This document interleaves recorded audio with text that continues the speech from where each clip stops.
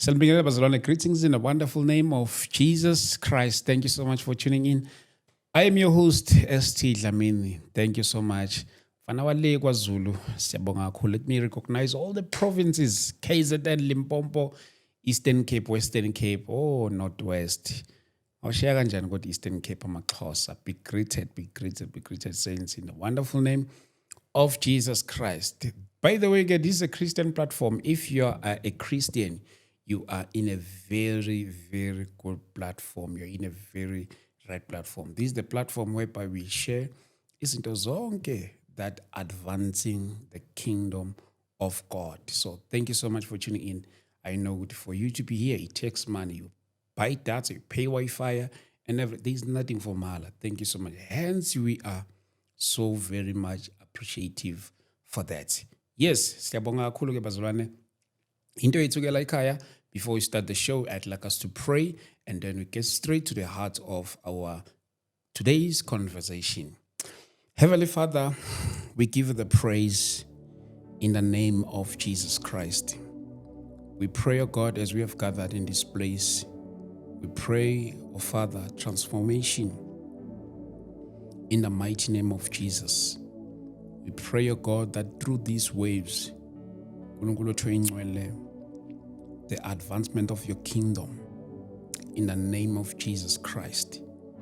Baba wethu ingcwele, Baba wethu ophilayo, uNkulunkulu wethu namandla, fezekisa icebo lakho ke ngegama lika Jesu Kristu waseNazaretha. Simemezela amandla egama lakho in the mighty name of Jesus. Oh God, we come from different walks of life.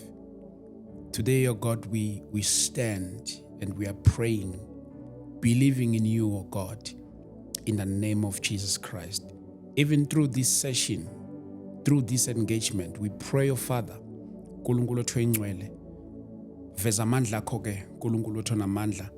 Nangawo lama waves, we pray. This is not about making us speak our names great, but oh God, senza icebo lakho in the name of Jesus Christ, oh Lord, we pray. Amen. Amen. Siyabonga kakhulu bazalwane. Thank you so much. Angithathele ithuba ke ngibingelele mama. Ngalokho ngikhuluma kakhulu. Niyaphila. Hayi ngiyaphila Dlamini ngizwakini. Hayi thina siyaphila. Ngumusa kaNkulunkulu. Thank you so much mama. Dala kusikhuluma sithi hayi sibonana kusasa. Kusasa kungenzeka sibona hayi senze next week.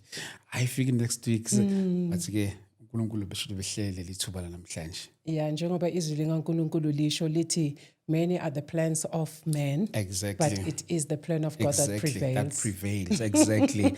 By the way, alright, yeah, for those who are seeing you for the first time, maybe if you were to give your introduction, okay, what would you say? My name is Lorraine Zimande. I'm married in the Zimandes, actually. So it makes me to be a part of Zulu family. Okay. Yeah, so I'm a child of God. I am born again. I hate sin. I love God. I fight with the devil. That's all I can say. Wow. Thank you so much, Mama. We are almost towards the end of the year. A lot has happened in the year 2025. Maybe mhlambe ngokwakho if ungathi nje awuqoqunyaka ka2025 ungathini? Well, ngiyazi ukuthi we have different experiences. Omunye wakutshela ukuthi mathi hey ngofisa nje 2025. Omunye athi no, the Lord has been so good. Yes. Mina ngingasho nje ukuthi uNkulunkulu ube muhle empilweni yami. And into engingayisho kubo bonke abantu ababukelayo ukuthi mawungathatha uNkulunkulu uphile naye uzobona ukuthi izinto angeke zibe ngalendlela yezwe kodwa zizohamba ngama plans kaNkulunkulu ngoba thina siku-destiny sihamba ku-destiny uNkulunkulu asicreatele yona. Right. And most yabantu abangakhona uku-understanda ukuthi uma uNkulunkulu asidala usidale wasinika usuku lokuzalwa, yes, wasipha nosuku lokuthi sizofa nini, waphinde wasipha nejeni yonke. And then wase le jeni isho ukuthi kayi2 washo ukuthi makalalela mina uzophila kaso, makangangilaleli mina uzophila kaso. That's correct. Yabo. So konke esindlula kuko kuyipast kuNkulunkulu ngoba uNkulunkulu kwasekuqaleni ukudalile wasusibekela nalo hambo lwethu lonke ukuthi masikhetha yena kuzoba so, masingakhethi yena kube so. So into engingayisho ukuthi mawukhetha uNkulunkulu umuntu nomuntu uze la emhlabeni ane gift. That's why iBhayibheli lithi your gift will make a room for you. Correct. Kodwa thina uma singamazi uNkulunkulu le gift angeke isebenzele. Correct. Isebenza kulabo abamsabayo uNkulunkulu. That's So into beautiful. engingayisho ukuthi if ufuna ukuphila isikhathi eside njengoba izwi likaNkulunkulu lisho ku Psalms 91 verse 16 lithi uma uacknowledge igama likaNkulunkulu then he will satisfy you with long life. So wonke umuntu ohamba ngendlela kaNkulunkulu uprotected. uNkulunkulu akavumi ukuthi unyawo lwethu lishelele. Yes. So ngamanye amagama ngifuna ukuthini ukuthi kulo December esikuye siyazi ukuthi igazi liyachitheka kakhulu yila amadimoni ama ezindleleni aphethe izitsha ezizoyamukela legazi ukuthi lisebenze embusweni kaSathane. So kodwa thina masihamba noNkulunkulu lelo gazi angeke lichitheke lethu ngoba la kaJesu lachitheka esiphambanweni. So engifuna ukukusho ukuthi akuna demoni elizochitha igazi ngoba lika Jesu igazi selichithekile. So thina sizophepha ngoba sihamba noNkulunkulu. And then nabo laba abangamazi uNkulunkulu siyabakhulekela ukuthi nabo baphephe ukuze bafinyelele kulazini iqiniso. Wow, mama siyabonga kakhulu. Thank you so much. Yeah, namhlanje mama sinawe ke lapha. Testimony after testimony. Ngiyazi ukuthi sathi masikhuluma efonini ungihighlighter. Yeah, nezinye zezinto zazi uyabona ja. Ziningi izinto eziprove uNkulunkulu ukuthi uyaphila. Yeah. You see kokunye uthothi ingqondo yethu mhlawumbe ngaba nakho ukudoubta kodwa iqiniso limi remains the same. God usebenza ngendlela efihlakele futhi nje into yakhe iyimystery. So mama mhlawumbe ke singene straight kwi testimony yethu namhlanje. Wakwathi mongihighlighter wangivezela about ukuzalwa kwakho akuzange kube normal like kwabanye abantu into ewezaleka ngakhona. Angazi ngaqalisa ngapi kodwa ke Okay ngizoqala ekuqaleni. Yes. Sikufayela ikusele kwa. Yes. Okay kuye kwenzeka kaso umama wasindiswa. Ubaba yena bekangasindiswanga. Bekungumuntu ophuzayo obhemayo probably like 60 cigarettes per day. Angayazi insindiso. Umama wathi makasindiswa hayi watshela ubaba ukuthi mina sengisindisiwe. And then ubaba yena wasathi hayi ingcono uthatha impahla zakho uyohlala naloyo Jesu wakho. Ngoba mina ngishada ngumuntu womunye umfazi. Yabo ngoba bekanga understand. Kodwa uNkulunkulu ngoba nomusa umama wayiphila lempilo yobungcwele. Okay. Kwafika la ubaba ngasakhona ukuphuza phambi kwamama, kwafika la ubaba ngasakhona ukubhema phambi kwamama. And then ngelinye ilanga kwaba nemvuselelo. Wase umama wayemvuselelweni wabuya watshela ubaba ukuthi hey ngibona izimanga. And umuntu bekavakashile kuleyo ndawo bekasebenze mine nobaba eRitzspread duze nase Witbank. Okay. So bekungubaloyi uThomas Baloyi. Wow. Yeah. So ubaba wasathi hayi man ngifuna ukuhamba nawe kuleyo mvuselelo. Ngifuna ukuyobona ukuthi kahle hle kwenzekani lapha. And then ubaba bekanalento ukuthi yena unemali so athi umfundisi wakho ngiyazi ukuthi ulambile ufuna malini. Umama wathi hayi akafuni imali ufuna wena nje ukuthi ube khona. Ayike ubaba wahamba wafika lapha emvuselelweni uthe makafika wahlala phansi bamnika isitulo wahlala. Okay. Kungakaqedwa nokushunyayelwa uthe akazi ukuthi kwenzekeni. Wazibona sekawile. Sure. Bangakabizanga nealtar call uthi lesikhathi lo mfundisi ashumayela wabona nje istory sakhe sidlala emehlweni akhe. Izono zakhe uNkulunkulu amkhombe izono zakhe aphinda amkhombe nokuthi unemission ngempilo yakhe. Kwaba kusindiswa kwakhe ke. Wathi makaqeda ukusindiswa wase athi uyobhabhadiswa. Okay. Umama yena wathi hayi mina ngeke ngize ngibhabhadiswe ngipregnant ne. So ubaba wathi hayi kunankinga mina ngizohamba ngiyobhabhadiswa. Kodwa uthi makaya yolala umama ebusuku ubone ivision kuza ijuba limshaya ikhanda. And maliqedwe kumshaya ikhanda uthi wavuka vele ekseni aphethwe ikhanda elinzima. Uthi wavele waqoqa zonke impahla zakhe wathi nami ngiya embhabhadisweni. Ngamanye amagama kusho ukuthi uNkulunkulu bekane plan ngempilo yami ngoba beka pregnant isisu sami. Okay. And then bathi mabafika emfuleni amanzi bewarage vele bathi bekunenyoka lapho. Ubaba loyi wangena ngaphakathi wathandaza. Amanzi wathula. Babhabhadiswa. Hayi babuyela endlini. Uthi ebusuku makalala wabona ivision kuvuleka izulu. 2 years ingilosi ziphethe umntwana zimletha kuye. And then after some time, 1 week or 2 weeks, if I'm not mistaken, ngase ngiyazalwa.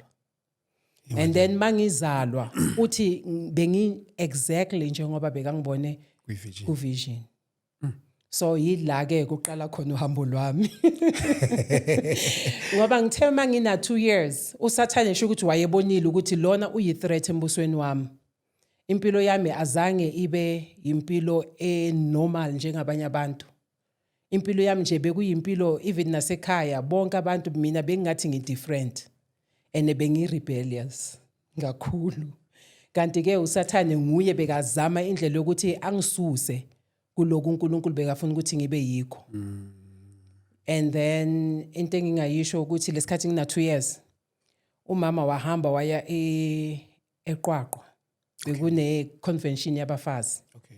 And then ngasala nobaba.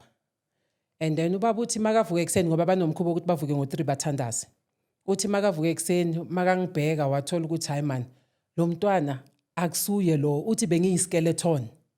Yabona labantwana baseTopia laba balambile bavele nezimbambo. Yes, ovele nezimbambo. Uthi benginjalo and mina bengingumuntu othafu vele. But uthe makangibheka wabona ukuthi hayi uthi yena bekangazi ukuthi uzothini mara wavele wathi uNkulunkulu mangabe ufuna ukumthatha mthathe manje. Mawukuthi akusicebo lakho uSathane kuzofanele amiyekele mina ngifuna ukulala ngiyemsebenzini ekseni. Sure. Uthi makathi amen wangithola ukuthi sengi normal again. Yeah. And then lokho kungikhumbuzana ukuthi uJesu lesikhathi nabo 2 years uMoses lesikhathi nabo 2 years uSathane sought to kill exactly. to kill them. So ngiyabona ukuthi nami uSathane bekafuna ukwenza kanjalo. Usemncane. Ngisesemncane angafuni ukuthi ngikhule. Kodwa uNkulunkulu wathi hayi lo ngoba lo ngimkhethile. Engifuna ukukusho ukuthi yazi efamilini ne there is always one person okhethwe uNkulunkulu ukuthi aguqule isimo. That's correct. Yeah, saleyo family whether bayakholwa whether bakholwa. That's correct. Ngoba mina ngizalwe efamilini yabantu abakholwayo njengoba ngisho. Abazali bami baba bafundisi. Kodwa mina hayi bengimpersecute lo Jesu. Rebellious. Hayi angifuni ukuqamba banga bonke beba straight mara mina hayi bengiyinkinga. Naye umama zathi mara wena kuza kanjani ukuthi ube kaso ngoba nguwe kanye lobo ufanele ukuthi ube straight. Yabo. So engifuna ukukusho ukuthi uma ukhethwe uNkulunkulu uSathane naye uzokuhlala la. Angeke azakekele. Abantu bazokubheka batheshi lona uyiheadache ebazalini. Kodwa akusuwe uSathane ulwa naloko okuphakathi kuwe. Then the journey with your mama ke usemncane kulapho ke usebona lento ade ibona kwi-vision manje useyiphethe ngezandla. Uthini ke manje? Hey manje ujabula kakhulu angifuna ukuqamba manga because ngiye ngaba instrument even nasebandleni labo. uNkulunkulu wangisebenzisa ngenye indlela. And then bafila ukuthi ba blessed. Kuke kwafika isikhathi njengoba ngikhula okay besisese la eSouth Africa izitori zakhona ziningi. Okay. La eSouth Africa ngikhula vele ngidifferent kubo bonke abantwana. Bengumuntu vele timid. Ongathanda ukuhlala nabantu, ngithanda ukuzihlalela ngiyi-1. Yabo. And then noma ngithi ngizama ukwenza ubungane bekungakhoneki. Ngamanye amagama I was already set apart, isolated. Yeah. Kodwa mina bengingakunderstand lokho. Sometimes bengizibuza ukuthi mara why impilo yami bakaso. Nasesikolweni ngingabi nabangane like aba-stable. And then at the age of 13 ubaba wabizwa ukuthi aye eMozambique. Okay. And manje sekufanele sihambe eMozambique. eMozambique kukhulunywa Portuguese. Okay. NesiTsonga. Mina lezo zinto bengingazazi. Bengizikhulumela isiZulu kuphela neEnglish. So ijourney yaqala lapho ke la uNkulunkulu bekafuna ukuzibonakalisa khona. Because kuye kwathi ubaba abizwa uNkulunkulu kanti ngapha emsebenzini bamthumele eAustralia. Manje kwakosa ukuthi akhethe ukuthi uyapi la. Yabo. eAustralia bamthembise konke. Bambhadalela indlu, igrocer, yonke into yena yakhe imali nje ingene ebank. Lokho kukhombisana ukuthi uSathane uza nama proposals. Wesikhashana nje. ngiyathemba ukuthi kubuyile Australia maybe even nathi besingasindiswanga. Ngoba besizobe si-enjoy imali, si-enjoy yonke Yeah, into and then exactly. yabona besinganandaba noNkulunkulu. Kodwa yena wakhetha ukuthi mina ngizohamba ngiye la uNkulunkulu angibizele khona. And then ngathi nje ngihamba naye noma siya kuma tourism bekathanda ukuthora kakhulu. So masithora i-tourism beyiphenduka imvuselelo estradini. And then siqede lapho singasathori manje sekuyashunya yelo. Shuyela manje lapha estratini. Mara wena singathora. Besithi siyathora. And thina besingayi-understand lento. Yabo. Kodwa simbona athandazela abantu abafile bavuke. Sure. Simbona athandazela izimpumputhe ezivuleka amehlo. And ngegama lika Jesu kuphela ngoba izwi likaNkulunkulu lithi siphiwe igama elingaphezulu kwawo wonke amagama. Igama lika Jesu elenza ukuthi amadimoni or yonke i-creation emhlabeni ngaphansi komhlaba and then yenzeni ibhawe kuNkulunkulu. Khothamela uNkulunkulu. Eish. So yilelo gama nje esisebenza ngalo. Wow. Yeah. Manje ke interesting. Usuzelwe ke manje uyakhula ke manje esandleni sika mama ufezile kwisigaba la khona usu rebella and then ke time goes by uyihamba njani ke manje impilo yakho ke esandleni sika mama lapha nawe ke nasevangelini futhi. Yeah, ngaseva esontweni la kababa nomama iminyaka kodwa bengasindiswanga.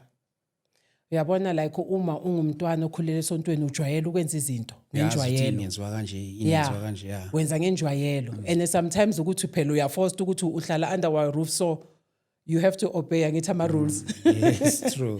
So kuba nesikhathi lapho ngaphuma khona sengiyi teenager abobhuti bona basala la eJoburg. Okay. So thina amantombazana siyi3 sahamba nobaba eMaputo. And then sathi masiqala ukuphuma esandleni sabazali sathi yo manje ifreedom uyabona. So akusenamzali la eduze. So ngazenzela noma yini usaphoqeleka ukuya esontweni. Ngoba most of the time mase isikhathi sokukhonza uke wabona uma ungasindiswanga awu-enjoy lento. Yeah. Uvela uthesh sebaqalile mabathi asithandazeni ayish sebaqalile ngizothandaza ngithini yabo.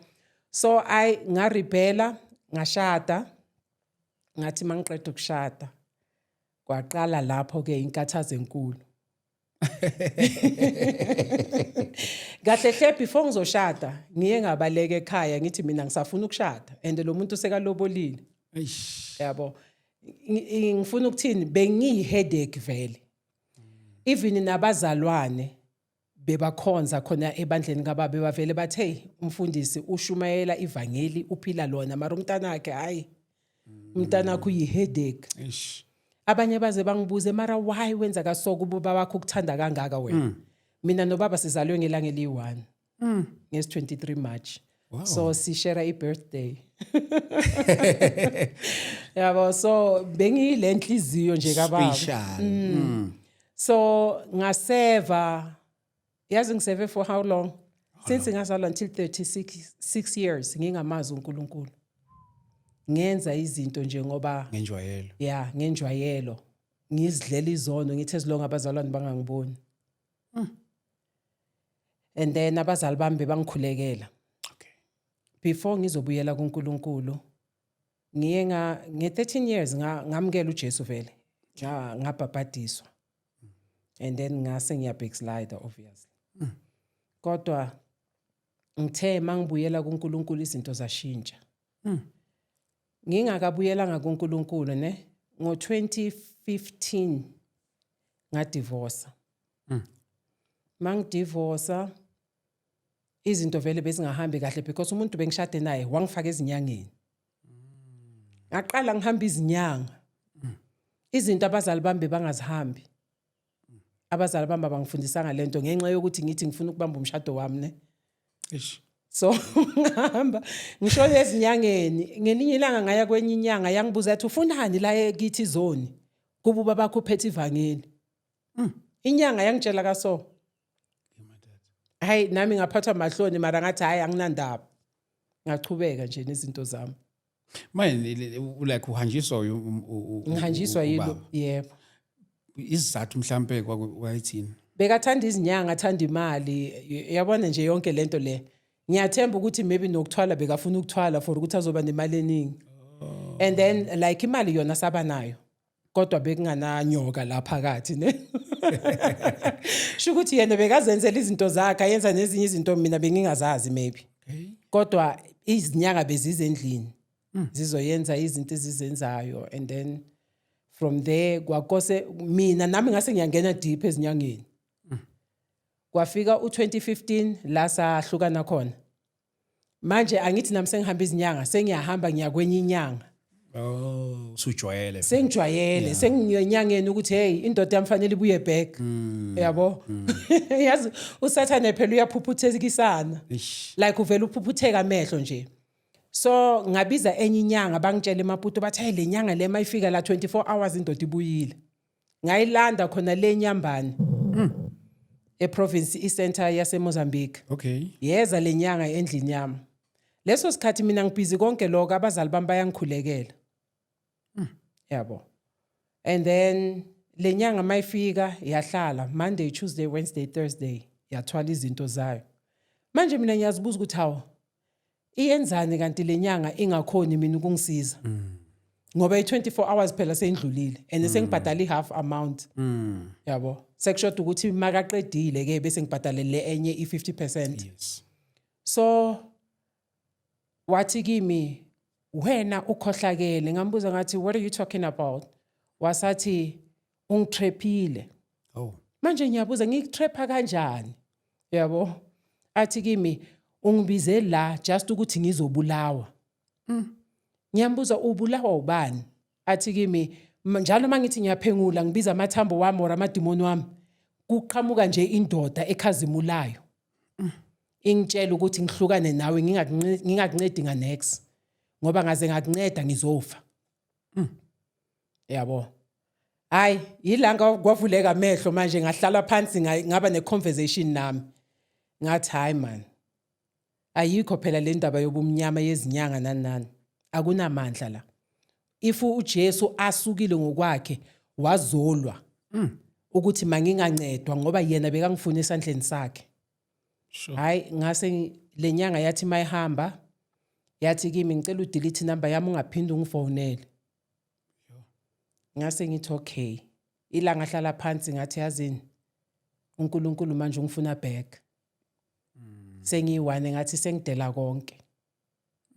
And then njengoba ngidela konke angisafuna ukuzwa next ngezinyanga ngathatha yonke lemithi bekanginike yona ngaphumela ngaphandle ngazishisela yona mina ngabiza igama lika Jesu ngathi inkosi yimi lo Lapha enyangeni. yeah le angithi lenyanga ihambile. Oh, okay. Mase ihambile ngathatha lemithi ngashisa.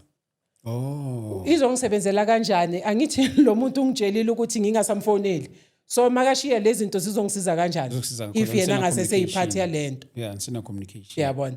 So yila ngabona khona ukuthi hayi man impilo ngaphandle kwaJesu ayikho ene uNkulunkulu uvumele sonke lesimo nalomuntu lo for mina mangiyibheka angimzondi naloyo muntu ngiyibheka lento kuyi training uNkulunkulu bekafuna ukuthi ngindlule kuyo ukuze ngizokwazi ukuthi noma sengilwa nombuso obumnyama ngazi ukuthi embusweni obumnyama kunalutho. Yabo. So 2 weeks gone lenyanga yangifonela. Okay. Yathi kimi ngicela i50% yemali ngoba ngizile lapha endlini yakho ngamtshela ngathi wenzeni. Wathi ngambuza ngathi wenzeni. Wasathi kimi inyanga ayigolodwa ngamtshela ngathi kuzoqala ngami ukukoloda inyanga. Ngamtshela net so bengasasabi lutho ngoba bengazi ukuthi akanawo amandla. Ngamtshela ngathi kuye mawuthi inyanga ayigolodwa mina ngizoqala ngibe wokuqala ukukoloda inyanga mangabe wena usafuna ukuphila ungasaphinda ungifonele ngoba yakhe inamba sengidelethile wena uthe ubona indoda ekhazimulayo ngizobiza le ndoda ibuye izokubulala. Wavela athi hayi asiyekele awusangikolodi next. Yabo. Siye kanjalo. Siyeke kanjalo. Okay, even before leyo nyanga ngoba leyo nyanga bekuyokugcina. Okay. Khona enye ngaya kuyo yangithengisa imvu. Yathi kimi mangibulale lemvu. Can you believe ukuthi mangibulala lemvu bekuyofa ubaba? Yibo. And mina bengingazi. Kodwa uNkulunkulu wakhomba ubaba ukuthi kunomntana wakhe othenga imvu and makabulala lemvu kufa wena. Ubaba wathandaza. Mina mangithi ngiyayibulala lemvu, imvu yalo kufa. Yabo manje inyanga le yathi hayi ungahlupheki ngizoyiqedelela mina. Wathi makaqeda ukubulala azange ahlale ne2 weeks lenyanga yafa. Yibo. Yebo. uNkulunkulu uyalwelana. Yila ngabona khona ukuthi yabona uNkulunkulu kaBaba ongizalile, uyi spiritual father sami uyi biological father. Ngabona ukuthi lo uNkulunkulu uyaphila. And then ngabiza usisi wami omncane ilasbon yasekhaya ngamtshela ngathi mina sengibuyela kuNkulunkulu. Angisafuni lutho. Yabo. Ngoba mina naye bevele besihamba beyena bekadonswa yimi actually. Okay. So lelanga eza endlini yami athi uzongivakashela hamba nomyeni wakhe. Ile langa bathi hayi sisi thina sibona ukuthi lezi zinto lezi angeke zilunge. Fanele sihlukane lezi zinto ngathi nami benginibizela lokho vele. Ukuthi nami sengibuyela kuNkulunkulu angisayifuni lempilo.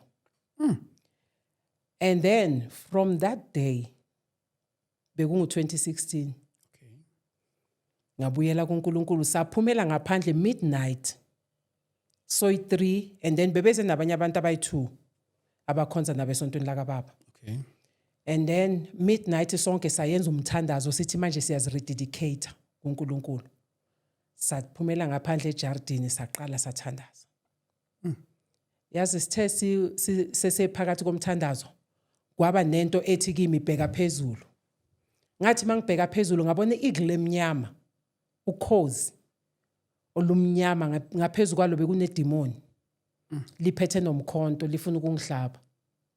Ukuthi ngamanye amagama bekangivimbela ukuthi ngingabuyeli kuNkulunkulu ngoba uSathane bekazi ukuthi ngabuyela umbuso wakhe uzosokola. Jesus. So from there ngathi mangilibona le demoni ngaqala ngaliqalekisa liseza. Manje mangisaqalekisa liseza lathi maseliseduze ngavela ngathi yima khona lapho. Lavele lama lantanta so. Ngavele ngathi manje just fall down and disappear. Lavela lathi boom lanyamalala. And yimi ngedwa bengibona lento. Le vision. Laba abanye bamangela ukuthi manje ulwa nani. Sengiyabachazela ke ukuthi hey bekunempi esone so. And ekubeni uNkulunkulu waphinde wangivikela futhi. Ngisese nalomuntu ne angakahambanga wangithengela iBM X5. Waqeda wayithatha wayisa ezinyangeni ukuthi ngizo capsize nayo. Yeah. And mina bengingazi. Aphinda anginike nemali athi hayi hamba uyenze shopping eNelspruit ngiyazihambela mina ngibiza bosisi bami.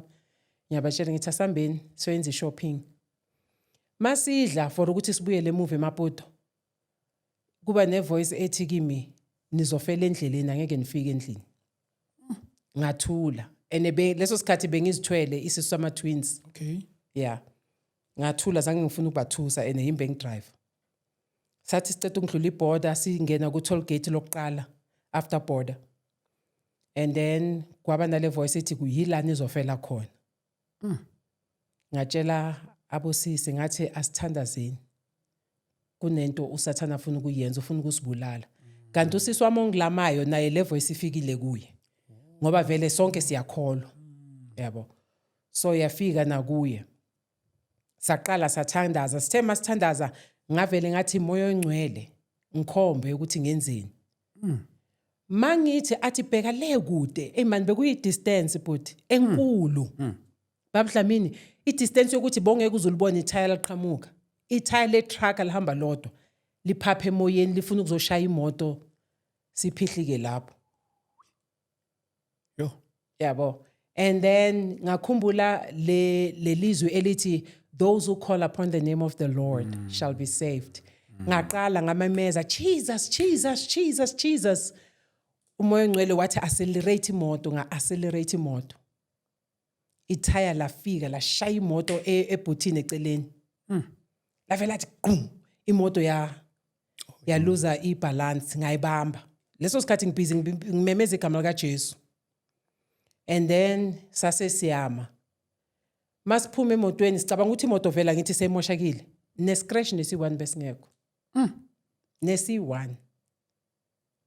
And then after that, 10 minutes later, bangifonela bathi, hey, umnumzane uyagula sebamfake nama-drip. Ila ngabona khona ukuthi izinto zibuyele emuva.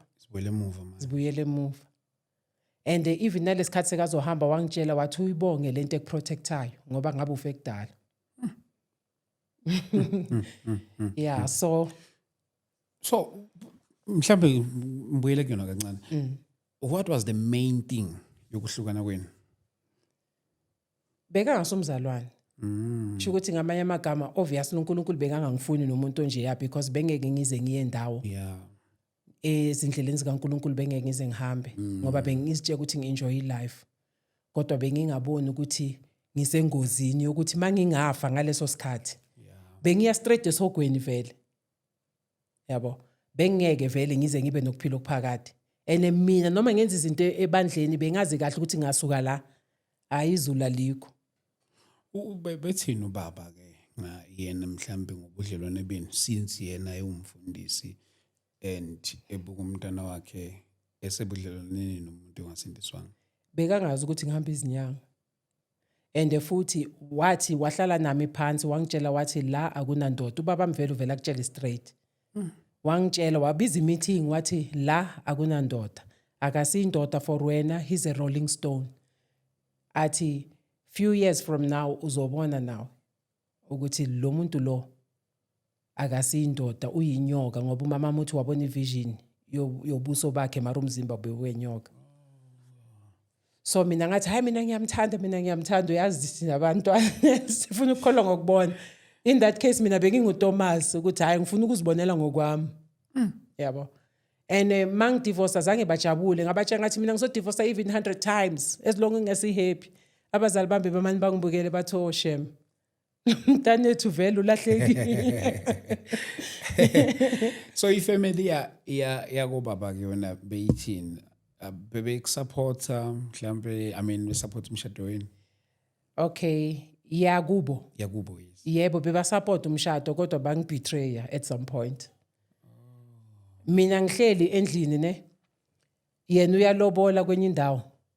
Yena wenza izinto ene funny part ne ukuthi njalo makenza lezo zinto mina bengizibona ebusuku kuma vision. Mara benginga understand ngisije ukuthi hayi ngiyaphupha iphupho nje. And most yethu abantu abaningi asazi ukuthi i-life i-more spiritual than physical. Izinto uNkulunkulu angakhomba ngoba iBhayibheli mawufunda kuJob 33 uthi ebusuku lapha abantu belele uNkulunkulu bakhomba ama vision azama ukubawonisha nga something kodwa abantu aba understand yabo.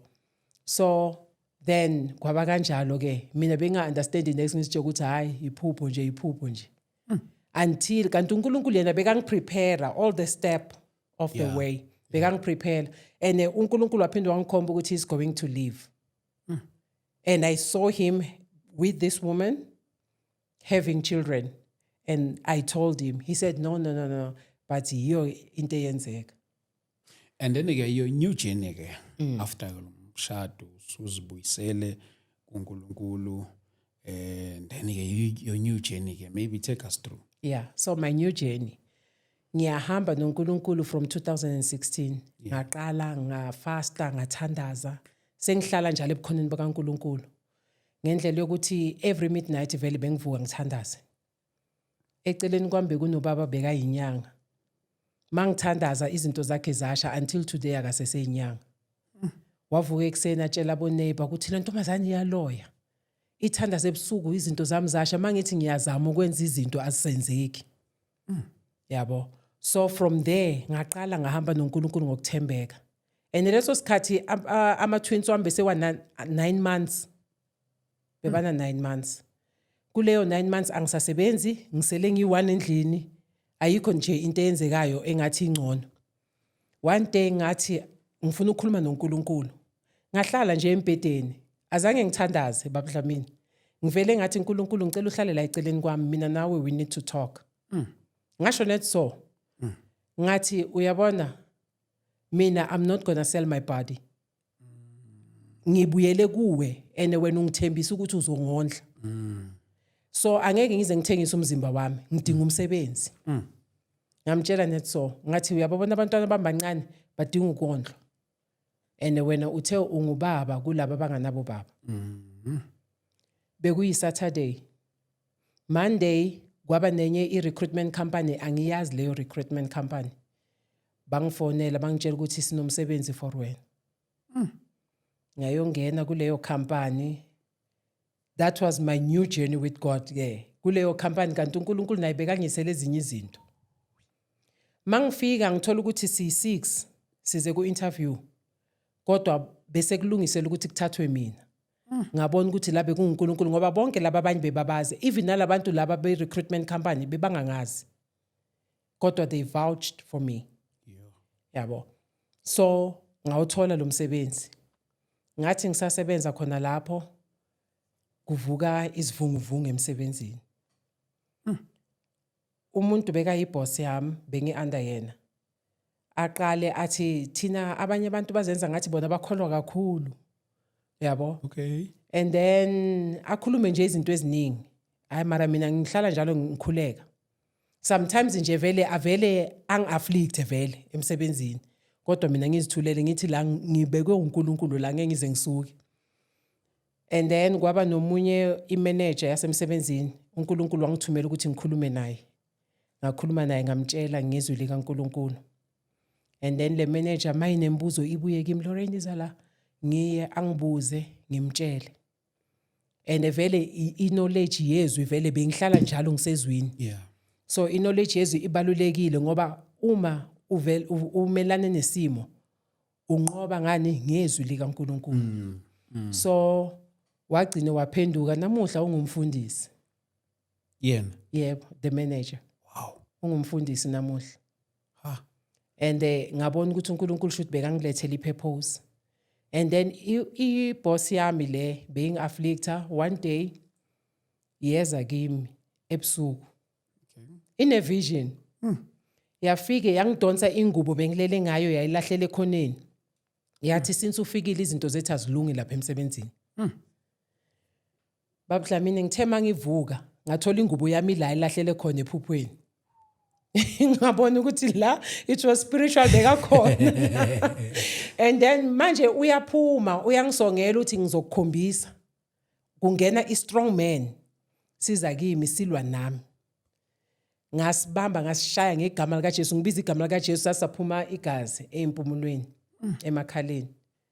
And then from there azange kuhlala isikhathi eside. Okay, it was on a Sunday.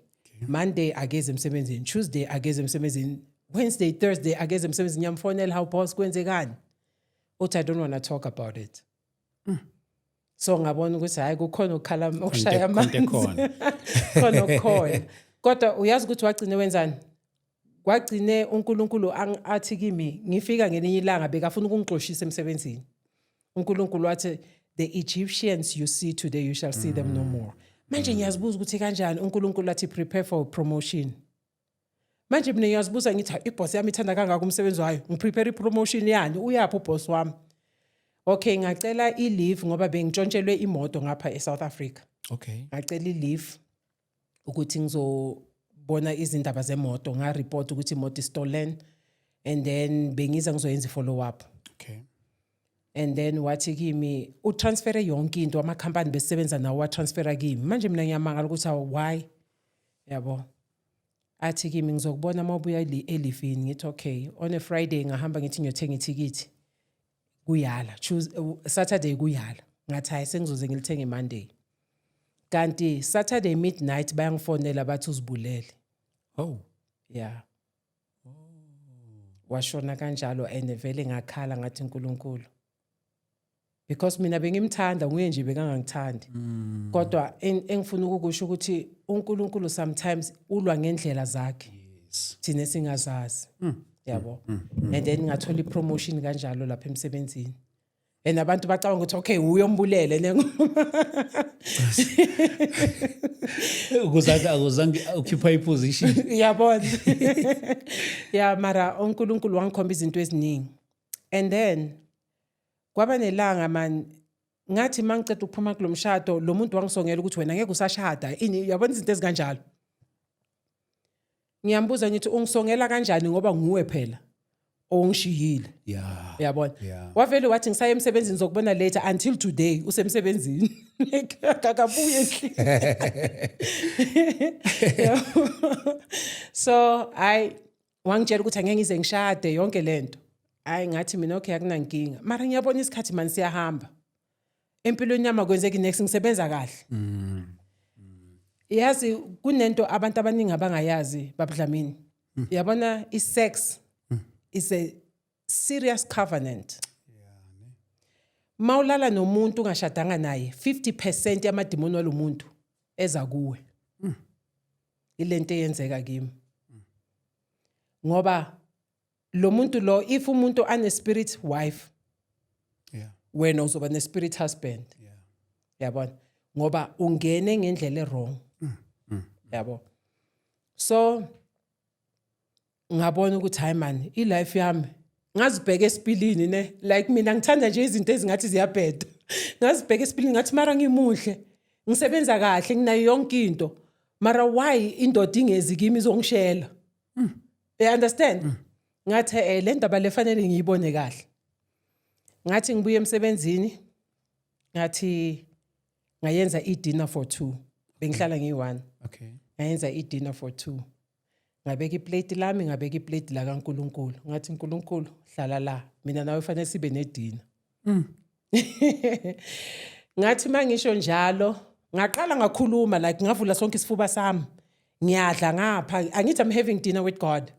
Ngiyadla ngiyakhala yazi ngakhala ngaze kaba nesibibithwana ngathi ngikhuluma vele nomuntu ngezwa umuntu angihaga physically kodwa bengiyi1 endlini. Ngavele ngathi uNkulunkulu ngiyabonga ukuthi uzile ezwini lakho uthi ningibize ngizoniphendula nginikhomba izinto ezifihlakele kodwa wena azange uphendule uzile wazodla nami idini. From that day uNkulunkulu wathi kimi go for 3 days fast. Ngayenza 72 dry fast. Sure. Ngathandaza ilanga lokuqala ngaphupha ispirit husband bengazi ukuthi nginaso. It's like vision vele. Yeah. Ngoba uthe besingathi sisephathini so uyangibiza uthi woza la. Ngiyaya uthi kimi uyangazi ngithi hayi mina ngikwazi. Uthi fanele vele ukuthi ungangazi. Sengihlela isikhathi eside la kuwe ungazi ukuthi ngikhona. Kodwa manje ngendlela uthandaza ngayo sengiyasha ngisakhona ukubhaqa. So ngizonegotiate. Ngambuza ngathi ngubani wasathi umshado wakho uhamba njani? Wathi ama relationships ahamba njani? Mangithi yaphendula athi ungaphenduli because mina ngiyi husband yakho. Sure. Hayi ngavuka. Ngavuka ngathi ayikho le and bese ngazi vele ngale zinto zama spirit realm. Okay. Ngavuka ngathi mina ngiyakwala ngiyadivorce namuhla futhi ngidabula necertificate sethu somshado lapho uthi ngikushade khona nayo yonke into ke wangipha yona ngayenza so ngenza ngathi ngikhumula yonke into ngithi physically mara ngazi ukuthi ngiyenza spiritually ngakhumula ngathi thatha konke kwakho from today mangabe mina nawe sike saba nabantwana wena nabantwana bakho go and perish mina indoda yami i1 kuphela uJesu Kristu. Yabo. And then kuleyo vision ngasibona manje sengingena emanzini elwandle and mangena elwandle ngihamba like angidlanga ngikobeza umuntu ne. So emva kwami kulandela umlilo. Sure. And then abantu manje laba baphakathi lapha elwandle bayazibuza ubani manje lo ungene kanjani la ngithi ngize la ukuzothatha yonke into yami eniyithethe. Yabo. Ngoba it was a marine spirits. Ngathi ngize la ukuzothatha everything that belongs to me. I want everything. I'm possessing my possessions. Sure. Yeah. And then ngase ke mangiqeda lapho ngaphuma ku vision. After that 72 hours amasutas besiwa wakaso like ngiyamvula because that man is gone angithi. Yeah. So uNkulunkulu wathi now you are free and into eyangenza ukuthi ngazi ukuthi uNkulunkulu ngibizela okukhulu wathi njengoba ngikukhululile hamba uyokhulula abanye. Yabona it's not something ukuthi ngiye ngaphiwa maybe umfundisi wangibeka izandla ngoba ngihambile abo Alpha Lukau ngihambile yonke indawo ngifuna uncedo. Ngiphumile nasesontweni kaBaba. hamba ufuna uncedo. ngihamba yonke indawo ngena la ngiphuma la abanye babangibheka bavele babaleke bashonele bangangi-attend kodwa kwaba ngathi manje sengikhathele ukuhamba through or via someone ngifuna ukuya straight kuNkulunkulu ngokwami so ngifuna ukuthini ukuthi akudingeki ukuthi size sikhohlise ukuthi hey yiza ngikuthandazele uNkulunkulu uzokubusisa wena tshala iseed konke lokho akudingeki angithi khethini lesikhathi uJesu afa la dabuka for ukuthi umuntu nomuntu azingenele yena mawunesimo uya straight kuNkulunkulu you don't go via umfundisi because noma ethi umfundisi angakuthandazela if uNkulunkulu angasho ukuthi yes angeke kwenzeke yabo so kubalulekile ukuthi mawunenkinga uvela uhlale phansi uthi inkosi ezwini lakho uthe so lezwi lakho lela ngithi wena usumqamba imanga li apply empilweni yami yeah Imadod. So kudala lokho ufuna uhamba ungena namasonto but busizakala kodwa. Sorry? Busizakala. Next. Izinto beziba worse.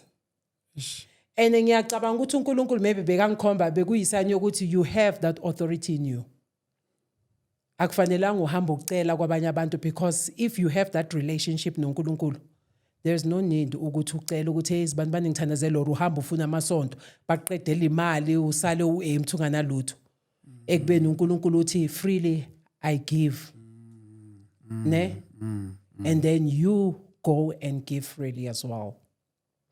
Mhlawumbe mama unga lokuzana nomuntu lapha ekhaya onayo lento ethile so mhlawumbe umzalwane ube ne relationship nomunye umuntu thinking ukuthi naye umzalwane then along the way umuntu wamjikela usengenye into what can you say kulomuntu kanjalo and uthola ukuthi mhlawumbe they went far as ukuthi mhlawumbe sebeze bashada izinto ezikanjalo. Okay.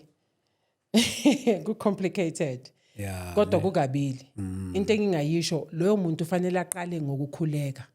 Abuze intando kaNkulunkulu. uNkulunkulu ngizifakile la noma ungifakile. Ngoba thina abantu siyazifaka ezintweni singakabuza uNkulunkulu. Thokuthi ukuthi siyathandaza uNkulunkulu mina ngifuna umshado and then asikhona ukuma. Yes. Sigcine sesizifaka ezintweni bengafanelanga singene kuzo.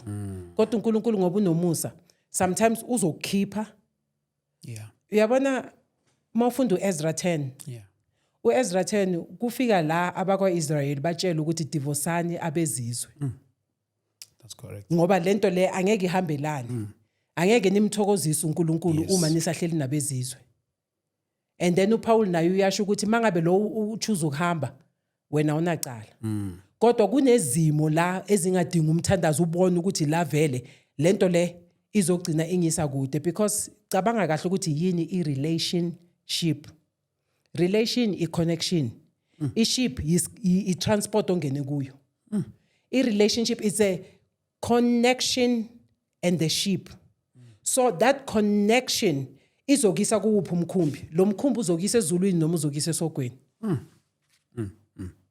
Uyabona? Ugcine so ungasese ku relationship so ku situationship.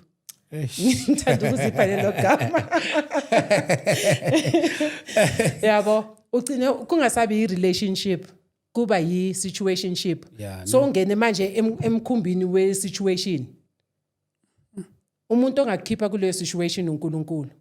Sometimes ithina siyahlala siforced kodwa uNkulunkulu naye akukhombisa ukuthi la akukho ukuthula. Any relationship enganakuthula ayiveli kuNkulunkulu ngoba uNkulunkulu is not an author of confusion. Yes. Yes. Oh, bafowethu lapha emakhaya maybe now you might have your question. Ongaba ukuthi mhlawumbe mina ngikhona ngikuyibuza la on your behalf. Feel free to drop it here on comment section. Maybe as time goes by we'll organize part 2 and then I'll gather all my questions la ngenzela ukuthi ngikwazi ukuthi nginibuze wona. What a powerful journey with umama engihleli naye la. You know, sizalwa ngendlela engafani, sizalwa ngabantu abangafani.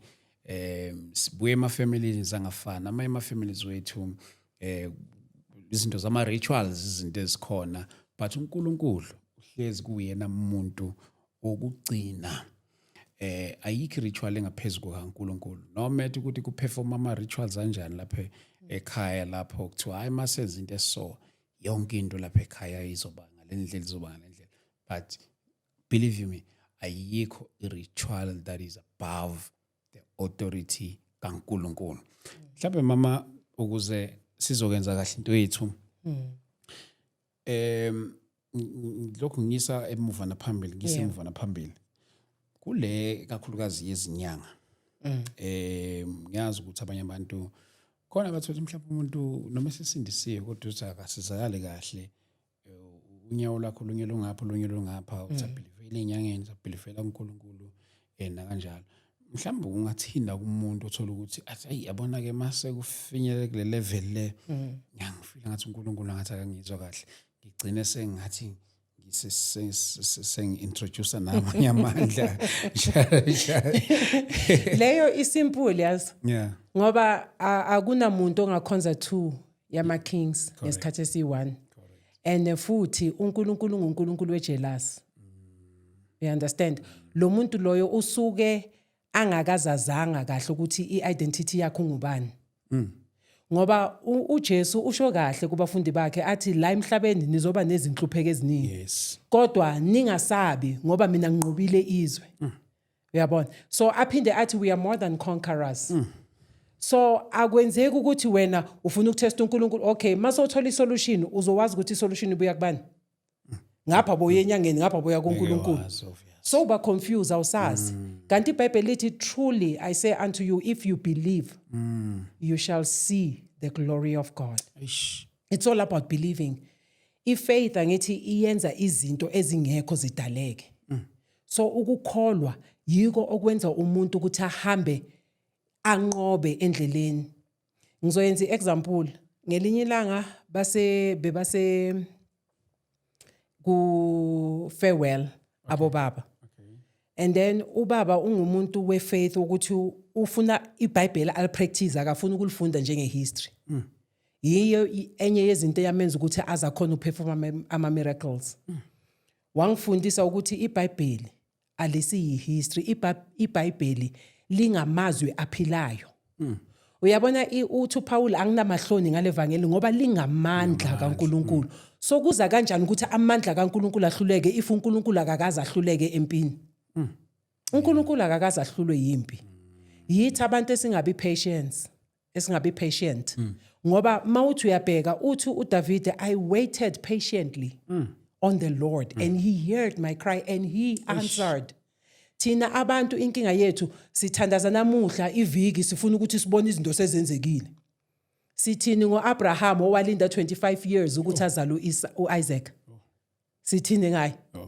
Namuhla thina sifuna ama shortcut and ama shortcut yaza yenzani aletha ama setback empilweni ngoba uzobuyela back usquare zero. uJesu sipha konke mahala. Thina sisafuna ukuthatha imali siyopha abantu abangeke basenzele lutho just for temporal. Kube kuNkulunkulu yonke into ipermanent. Akwenzeki ukuthi ukhonza uNkulunkulu, uNkulunkulu akahlulwa ilutho, uNkulunkulu akahluleki. Ezwini lakhe uthi even before uvula umlomo wakho mina sengiyazi ukuthi uzocela. Bese uJesu athi until manje angiceli, celani nizophiwa. And then aphinde athi mangabe unokholwa okulingana ne mustard seed you can move mountains. So why namuhla thina singakhona ukumove ama mountains? Because sifuna ukuba bombacambili. Ngapha nangapha sikhona. uNkulunkulu uzothula athi okay zenzele. Abantu abaningi bathi hayi uNkulunkulu udinga ukuncedwa. Ngoba uNkulunkulu hayi sonke siselayinini. Yiliphi lelo line ngoba uNkulunkulu une capacity yokuzwa imikhuleko yomhlaba wonke. Aphendule ngesikhathi esifanele. Uyabona? So bathi uNkulunkulu ufuna ukusizwa lesikhathi akudala wena usizwe ubani?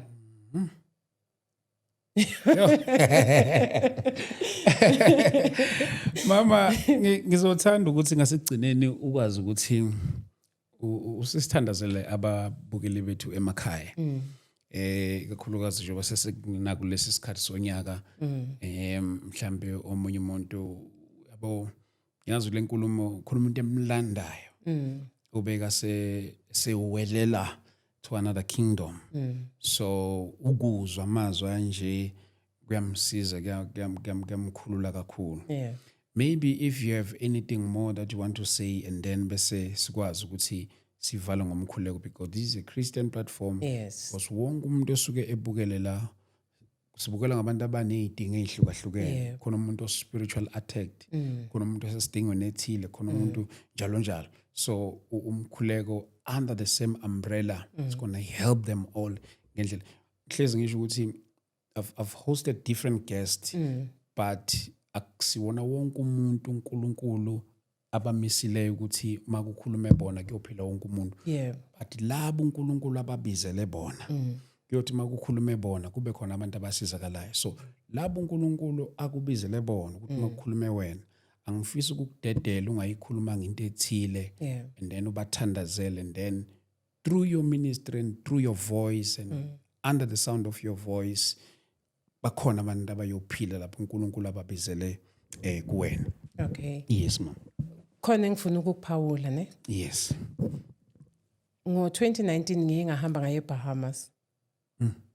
And then mangifika eBahamas mina bengihamba ngithi ngihambisa indaba zothando kahle hle. Like mina bengumuntu othanda i-risk. Okay. Even noma sengibuyelile kuNkulunkulu kodwa bengibelieve ukuthi yabona sometimes ngamandla ami maybe uNkulunkulu angakashongo yena lento ukuthi okay it looks like it's real. Yeah. And then ngahamba ngathi mangifika eBahamas ngathola ukuthi kanti bekuyiplan la kaNkulunkulu ukuthi ngiye eBahamas hayi ukuthi ngiyoshada. Kodwa ngoba bekunabantu bekafuna ukubakhulula. Ngathi mangifika eBahamas owokuqala bekungumama onesifo soshukela. Okay. Sekabole yonke imino le. Imino bese ibolile. And then beka sekane date yokuthi uyo amputate. Sure. Bamjube lemino ngoba vele bengasasebenzi. Ngathi uNkulunkulu la ngizokhuleka eBahamas every week bengenza 72 hours fasting and prayer.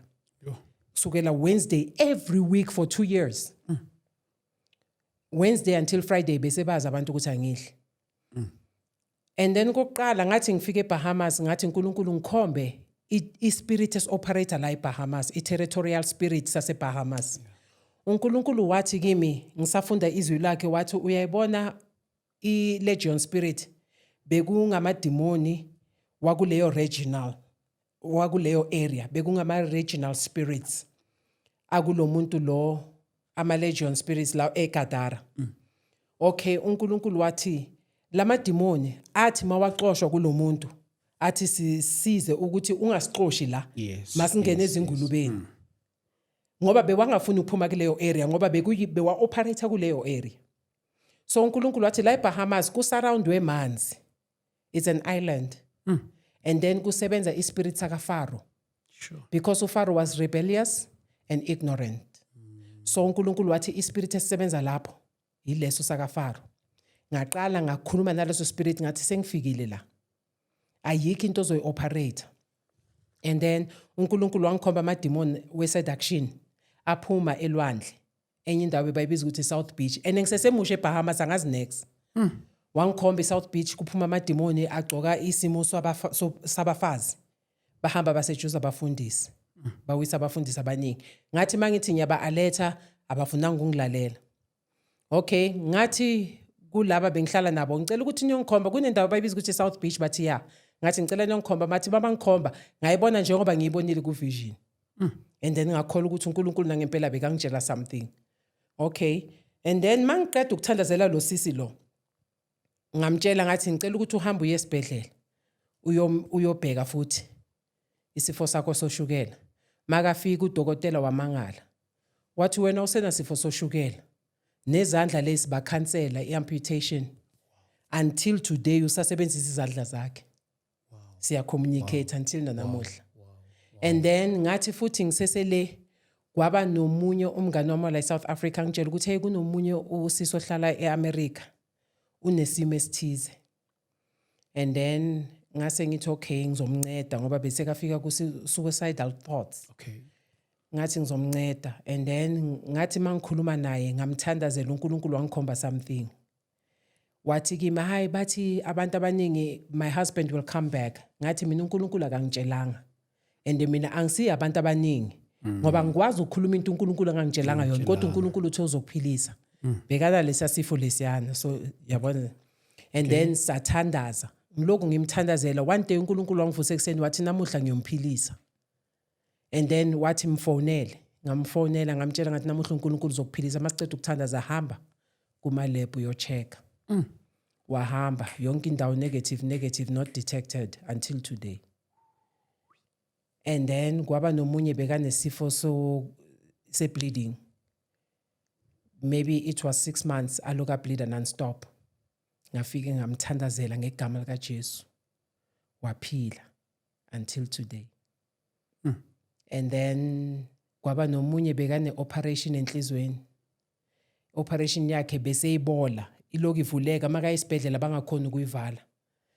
Weza ngafike ngamthandazela ngathi wena demon elibamba lesilonda uyasuka kulesilonda. Wase the next day ngamtshela ngathi wena silonda woma manje. Waqede wahamba kusasa kwakhona wabuya wazongitshela ukuthi bheka isilonda somile.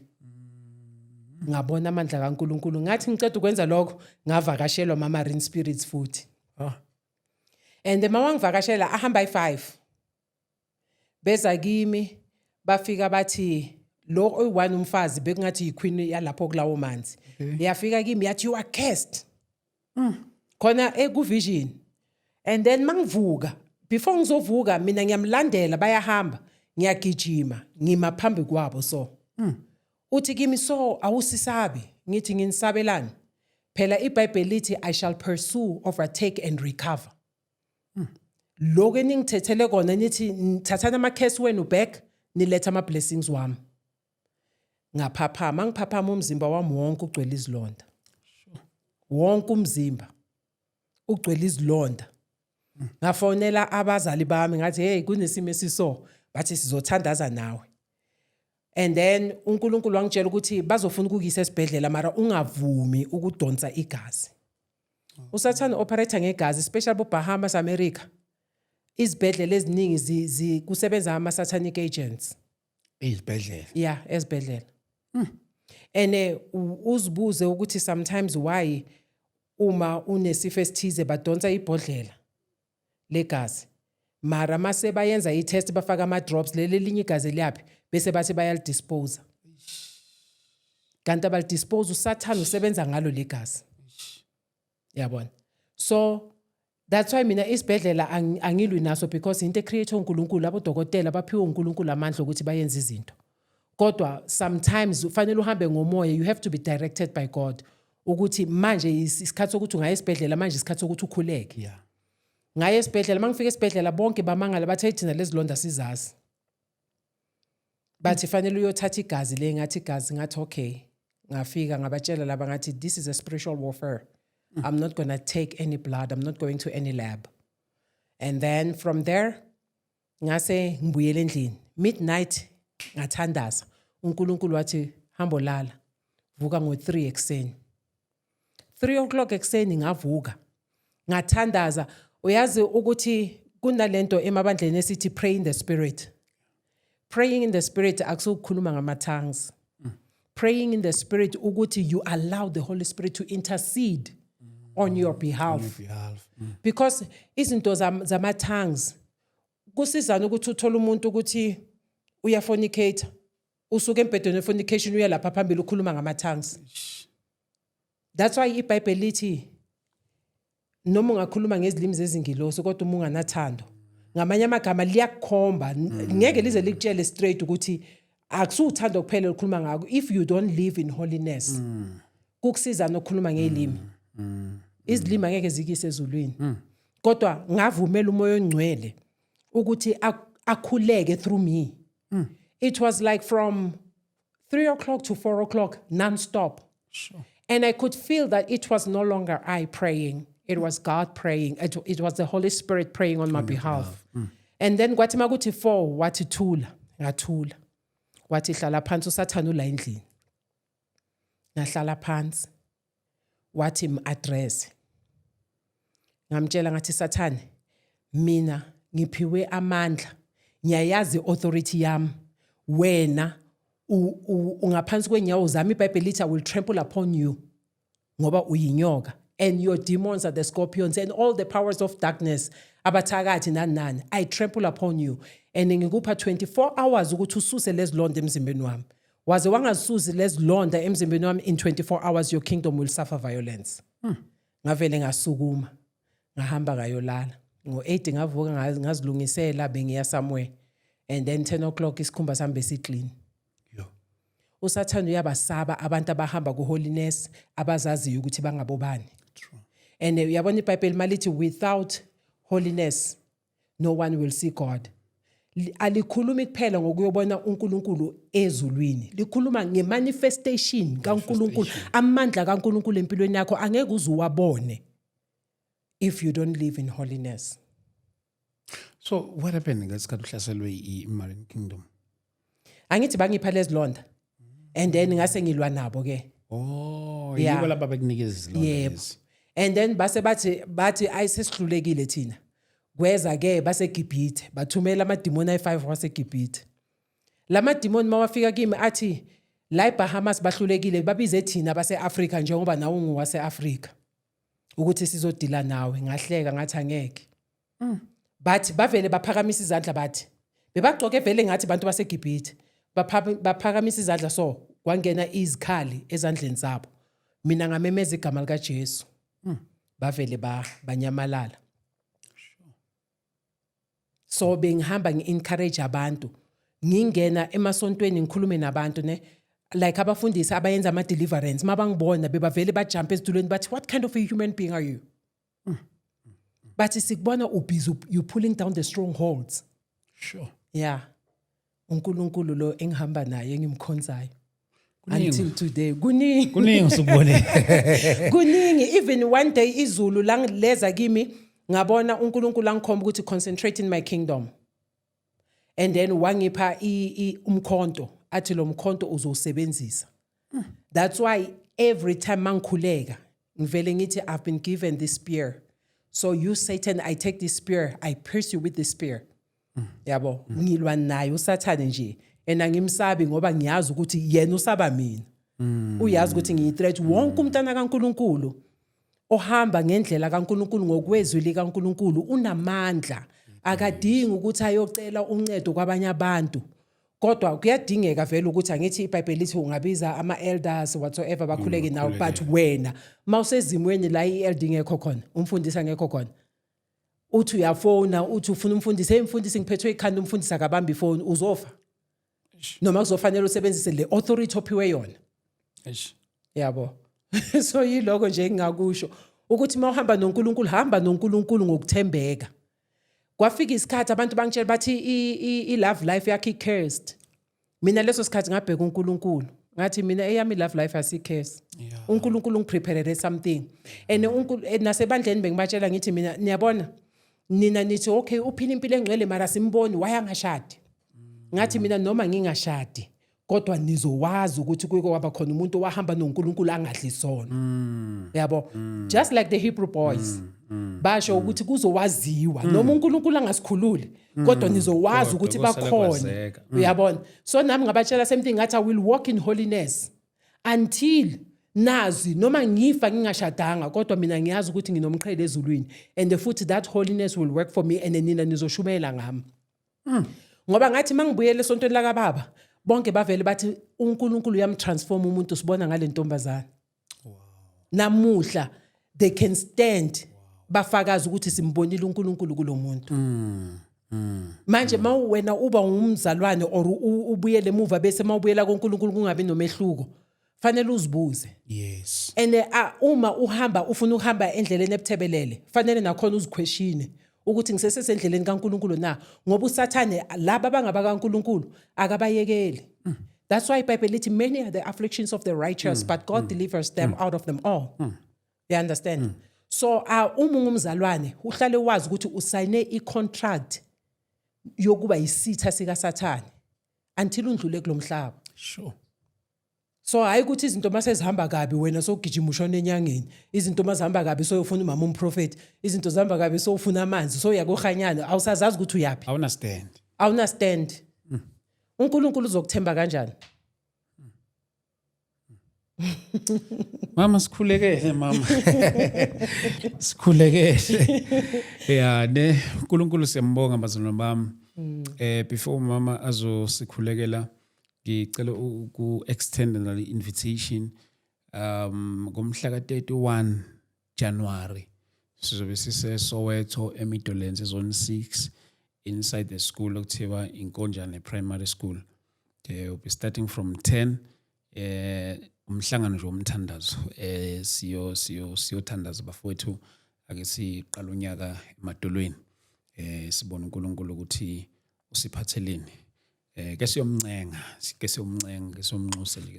sonke lapha ngomhla ka-31 eSoweto zone 6 Midlands lapha noma ngathi nje on your Google map uthi Inkonjane Primary School izokuthatha ikubeke mama sibongele mama. Okay, let us pray. Kakhulu. Father, in the mighty name of Jesus, we call upon your name. You said in your word in Jeremiah 33:3 that we should call upon you and you will answer and tell us unsearchable things that we know nothing of. Heavenly Father, this hour, we thank you for this wonderful time that we've had of conversation, having to talk about you. Heavenly Father, I pray for each and every one that is watching this podcast. In the mighty name of Jesus, I release the healing power. I release the power that will free everyone that is in the bondage of the enemy. Ngoba baba ezwini lakho uthe uNkulunkulu wethu namandla onke wena unamandla wokukhulula uma indodana yomuntu kukhulula you are free indeed. Baba wethu namandla onke, we stand in your word and I pray that your word will be applied, my Lord and my Savior. As I pray right now, I ask you, Heavenly Father, that you touch each and every heart that are broken. I pray for those who are depressed, Father Lord Jesus, that spirit of depression, lose your hold over their lives right now in the mighty name of Jesus. I command you by the authority given to me by Jesus Christ in his word. Heavenly Father, I pray for healing. I pray, Father, for healing spiritually, physically, mentally, psychologically, my Lord, emotionally. Bless your children, oh God, and keep them safe in these seasons. My Lord and my Savior, I ask you, oh God, whoever is troubling, there will be no accidents, there will be no demons drinking the blood on the crossroads. In the mighty name of Jesus, I paralyze every agenda and every mission of the enemy.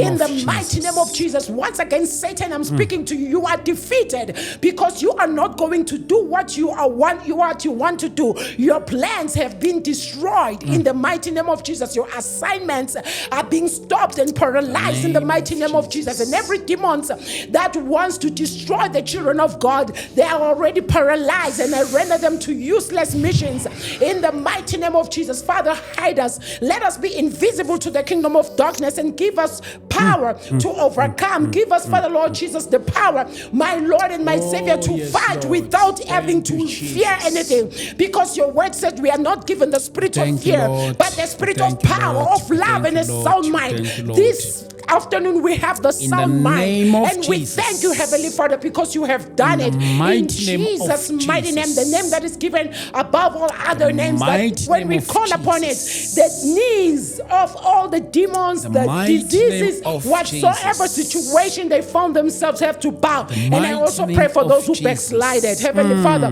bring them back to your presence in the mighty name of Jesus. Those who don't know you, Father, don't allow the enemy to kill them before they give their lives to you. In Jesus' mighty name I have prayed. Amen. Amen. Amen. Wow. Thank you so much, Mama. Thank you so much. Thank you. Nakulaba abathanda ukuxhumana nawe Mama bakuthola kanjani? Okay. In number yami u-068 Yes. 989 Yes. 0205. Ayiphinde Mama. 068 Yes. 989 0205. Siyabonga kakhulu Mama, siyabonga kakhulu, sengikhohliwe nami lapha ngine meeting ekhona lapha ngo2:30. Bona ifuna yami lokhu iyaphayiza. But by the way bafowethu, siyambonga kakhulu uNkulunkulu kakhulu. Thank you so much for tuning in. Egameni lika Jesu. Bazokufonela ke laba zalali. Ngiyabonga babazali. Siyabonga kakhulu Mama, thank you so much. Yebo. Siyabonga kakhulu bafowethu. 31 January Soweto Midlands zone 6 starting from 10 a.m. siyophuma ntambama. uNkulunkulu anibusiseke, anigcine egameni lika Jesu. Amen.